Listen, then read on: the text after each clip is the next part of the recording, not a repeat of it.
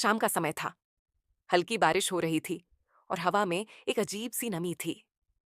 रीमा अपने कमरे की खिड़की के पास खड़ी थी, बाल खुले हुए और चेहरे पर एक गहरी सोच। उसका फोन बार बार वाइब्रेट कर रहा था।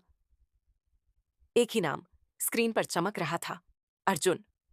रीमा ने फोन उठाया, लेकिन कुछ बोली नहीं। तुम आज भी वैसे ही लग रही हो, जैसे उस रात।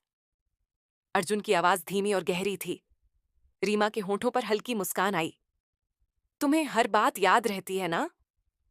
कुछ बातें भूलने के लिए नहीं होती, अर्जुन ने जवाब दिया। कमरे में खामोशी फैल गई। बाहर बारिश तेज हो गई थी और खिड़की से आती ठंडी हवा रीमा के चेहरे को छू रही थी। आज मिलोगी? अर्जुन ने धीरे से पूछा।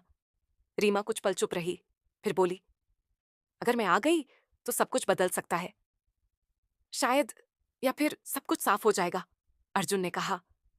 रीमा ने आईने में खुद को देखा। उसकी आंखों में एक रहस्य था, एक कहानी छुपी हुई थी, वो कहानी जो कभी पूरी नहीं हुई।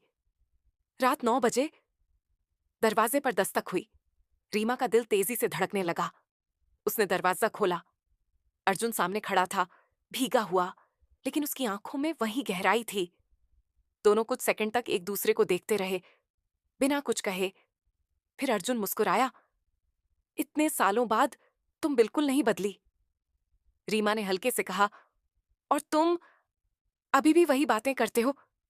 एक अजीब सा खिंचाव था, लेकिन दोनों समझ रहे थे कि यह सिर्फ आकर्षण नहीं था, यह अधूरी कहानी थी जो जवाब मांग रही थी। उस रात हम कुछ कह नहीं पाए थे, अर्जुन बोला। रीमा ने उसकी आंखों में देखते हुए कहा, शायद इसीलिए आज हम यहां हैं। बारिश अब रुक चुकी थी और उस खामोशी में दोनों ने बिना छुए, बिना कुछ गलत किए, अपने दिल की सबसे सच्ची बात कह दी।